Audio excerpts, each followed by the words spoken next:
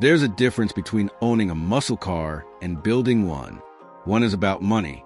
The other is about character. Today on CarSwagger, we're celebrating the real ones, the builders, the late-night wrenchers, the weekend warriors, the folks who took something broken and brought it back to life, bolt by bolt.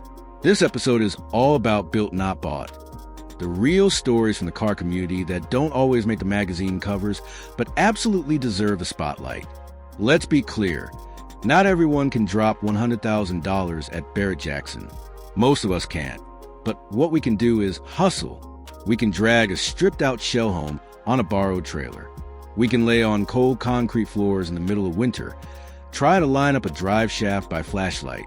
We can spend our last $200 on a used carburetor, because payday's still a week out and we're this close to hearing it fire. And that's what makes a builder's story different. The grit, the long nights, the learning curves, the mistakes that cost you money, and the victories that make you fall in love with your car all over again. Ask anyone who built their ride from scratch, and they'll tell you, it's never just about the car. It's about the process. Maybe you were raised around wrench turners. Maybe you picked up your first project after a rough time in life and needed something to focus on. Or maybe you just wanted to prove to yourself you could do it.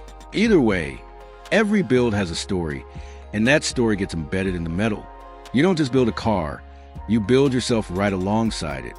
And let's talk challenges, because it ain't all burnouts and progress posts. Sometimes a motor you just rebuilt won't fire. Sometimes a trans you scored off Craigslist is junk. Sometimes life throws bills at you, and the project has to sit for months.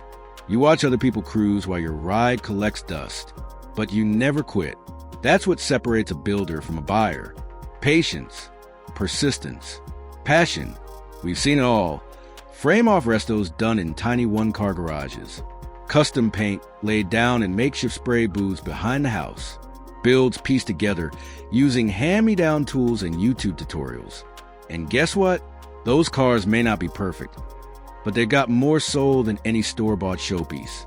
They've got stories in the rust, battle scars in the metal, and pride in every panel. Now, when you finally get to fire it up for the first time, when you roll out of the garage under its own power, when the headers bark in the Cam Lopez, that moment, that's not just horsepower, that's heart power. And when you take it to a meet or down the block, you're not just showing off, you're testifying. You're telling the world, I made this, I earned this, I built this. And if someone asks what shop did the work, you smile and say, mine. That's what CarSwagger is about.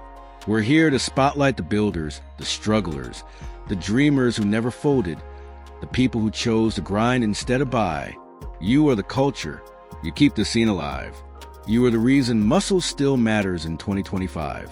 So keep building, keep posting, keep turning wrenches and turning heads. And if nobody else says it, we see you and we salute you.